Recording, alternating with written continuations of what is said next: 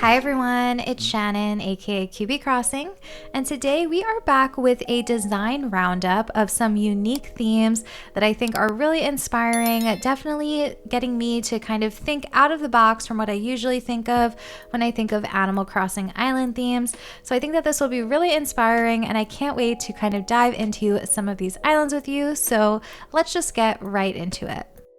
The first island that I wanted to show you guys is actually a safari themed island. It looks like we're in the savannah, and I love all of the colors that the creator is using just by the time of year that they're in, and all of these wheat fields and different weeds that are overgrown, as well as these new tree items. Just feels like a real safari, which I love so much.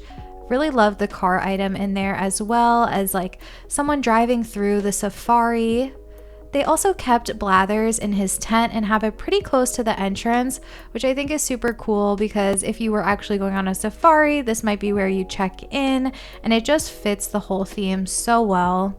Those trees in the background as well just really go with what the creator is going for. There's just so many different items here that are working so well to make this feel really realistic, like that lawn chair and the camera over on the side for your safari. There is just so much little detail into this, and the creator just started this island, so we're lucky enough to kind of visit it to get some inspiration. But I really, for one, was blown away when I saw this theme because I would have never thought to do this. So let's get on to the next one. This next theme is actually a Moroccan themed island. Another theme that I just think is so creative. I love the little rug designs that they're using there. They actually look super realistic, and all of the Moroccan furniture and those drums just feel so right for this theme. I think a big thing with creating an island like this is picking the right custom codes, getting your island to feel exactly how you want it to if you have a very unique theme like this. So every little section of this island that's done so far looks so great. They also are playing around with this rooftop idea. So a lot of these little cliffs are accessible. You could get up on the rooftop, get some different views. And this is definitely really inspired by Morocco. So a lot of this roof inspiration is definitely coming from there. Lots of greenery and bright colors, really cool patterns. This whole aesthetic is just something I probably wouldn't have thought of, but I love that with the new 2.0 items, it's definitely allowing us to see some new themes popping up. Another little rooftop over here, looking so great. I just am in love with this theme. This next island is actually a Overgrown Castlecore island, and I just wouldn't think to put the two of those together.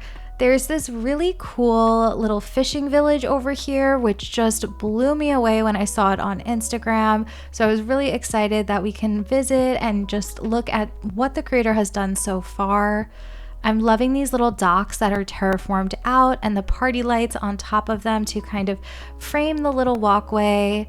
I am a huge fan of the yachts, so anytime I see a fishing village, I get super excited, but this one in particular really stuck out because of that Overgrown Castlecore theme and the way that they're mixing all of these different codes to make it feel structured, yet very overgrown.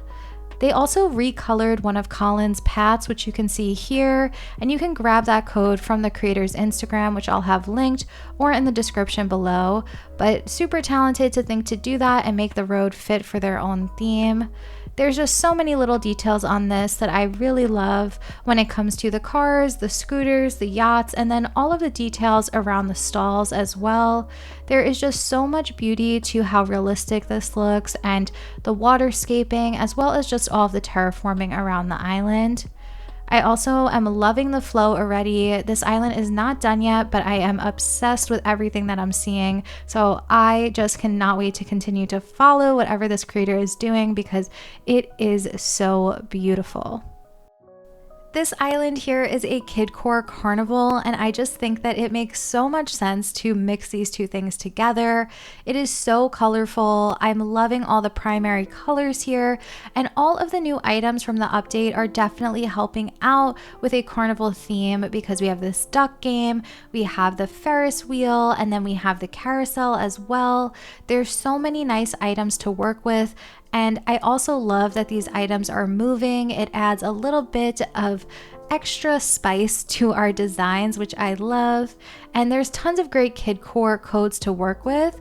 So I'm seeing this like abandoned, overgrown feel mixed with the Kidcore and Carnival. There's a lot going on here, but in the best way possible. I think a whole Carnival themed island would be super cool, and I can't wait to see what else this creator does. I just am loving all of the color here and all of the little items that they're choosing. There's so many different game items to work with, and then so much that you can kind of build off of with a theme like this. So I really wanted to share this one with you guys as well, but let's get on to the next one. This theme here is an underwater theme, and I have loved this one since Nora, the creator, released it.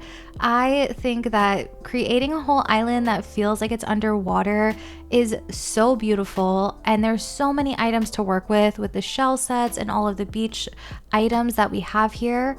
So I love that she's using the sand code down on the floor with really nice coral reef type of codes on top of it, and all of the different light sources in here is just working so well. I think the more color that you can add to a theme like this just makes it come to life even more. And all of the shell items, I never use them, but I kind of want to after seeing this.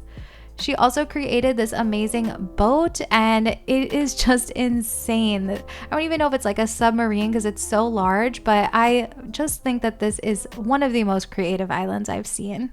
The last theme idea that I want to share with you guys is this dual themed island by our friend Consul Kato, who a lot of you may know from YouTube. But I, first of all, love how this looks. It's this dark fairy tale theme, and all of the codes and the colored items that she's using are just something that I haven't really seen mixed together before.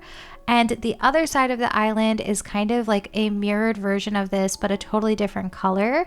So we're going to go over there in a second, but I just wanted to kind of check out some of the beauty that's going on this dark side of the island.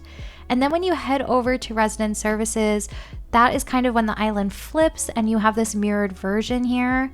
You'll see that she put these two little signposts to kind of differentiate between the two, but I have never thought to do this on my own island, and I feel like it would be so helpful for Burnout to have two different themes on your island, because you can work on whichever theme you're feeling more inspired by, play with some different colors and aesthetics, which is always really nice. And I really just like seeing the contrast of the dark and the light, and this whole mirrored idea is just so creative to me. And I really like this whole like garden fairy tale vibe as well. I haven't really seen anything quite like it, so I definitely wanted to share it for our unique themes roundup. But that is all for today. I hope you guys got inspired by some of these really fun themes that we looked at, and hopefully it will inspire you to do something different on your island. I can't wait to see what you guys do. And as always, let me know what you thought in the comments. But I will see you guys next time. Bye.